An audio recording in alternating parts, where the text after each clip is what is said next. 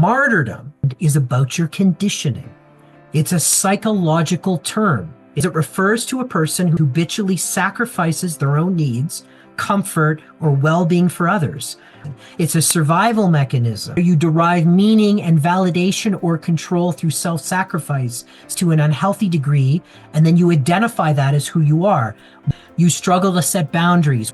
You feel guilty when prioritizing your own needs. You take responsibility for things that aren't unnecessary, and you feel underappreciated and resentful afterwards. So it's very common for deeply feeling people to develop this kind of conditioning because they feel their environment so deeply that they react through the conditioning of the shadow in an unconscious way instead of being conscious in their relationship to their empathetic nature.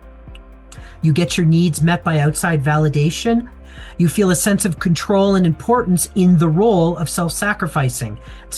You're not honest about your own needs, and that develops resentment. That's inauthenticity. And then the enabler is a shadow element that enables the contracted behavior in an individual, and you become a co-conspirator. So you soften somebody else's choices so they don't feel their accountability and their consequences of their decisions, usually to maintain a trauma bond with them. People who have a very highly developed compassion inside of them also get trapped into this martyr complex because they feel so connected and compassionate and relate so deeply to other people's pain. They often think that they have to fix it at the expense of themselves. If you are a martyr, you are sacrificing expansion for this complex series of behaviors that is a survival mechanism. You don't have boundaries. There's issues with integrity. You have issues with discernment, and you have issues with discipline. And then there's not a lot of self-availability. So an empath or a deeply feeling person is not necessarily a martyr.